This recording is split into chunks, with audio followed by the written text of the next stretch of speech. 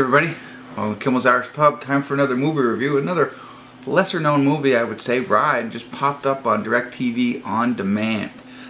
So I thought, what the heck, it stars Bella Thorne, who I believe is an up and coming actress. She might have already has become, but I don't know, I've heard of her, seen her in a couple of different things.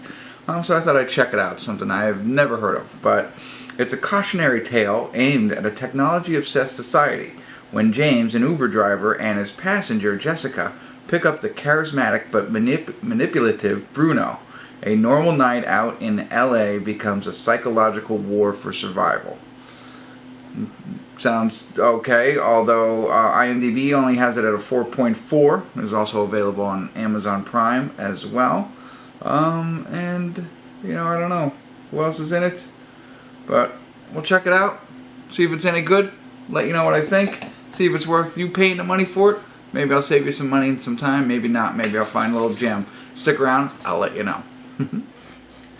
Hey everybody, I want to do a quick check-in here. We're watching Drive. We're at the 47-minute and 7-second mark, a little over halfway through. It's only an hour and 20-minute movie, and starts out really good, to be honest with you. So the driver, his name is James, played by Jessie T. Usher. I'm not sure who he is. I have to look to see what else he's been in, but I like him. I like his character in this one. He's a aspiring actor who drives Ride in this movie, like Uber, in LA. And he picks up Bella Thorne and takes her to a bar. They kind of hit it off, whatever. And she invites him in for a drink, but he's got to keep driving around to make some money. And he picks up another guy named Bruno. Now, Bruno, as I had said, is very charismatic. Really starts to kind of build a friendship with him while he's having him drive all over the city. But you could tell there's something not right about this guy. So it gets to the point where, you know, they're sharing in open communication, the two of them.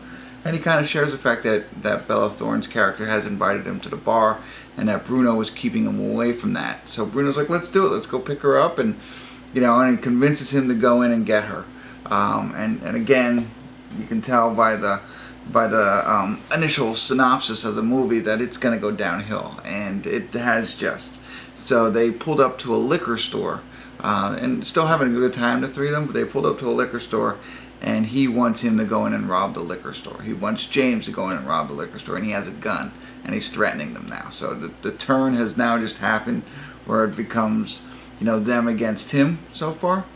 But, you know, very interesting. When I was initially watching it, I seen a movie that was called Locke, L-O-C-K-E, with Tom Hardy. It's 100% of Tom Hardy driving a car. A lot of different things in that. I won't go into great detail. That and then Wheelman. There's another movie very similar. All of the perspective is from driving in the car.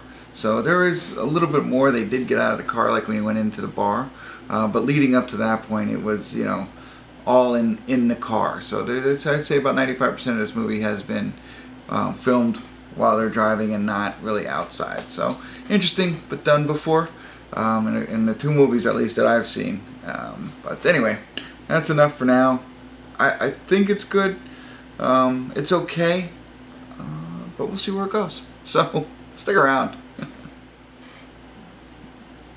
Hey everybody, we're at the credits of Ride.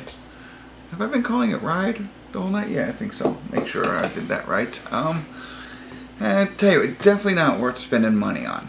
I'm probably going to give it a 5. Which is probably a bit higher than its ranking on IMDb, but I wouldn't spend money on it if I were you. It's, you know, like I said, it has all those characteristics of the other movies I mentioned with on the car thing, and, you know, they're trying to escape this guy who kind of has them under his control, making them do different things.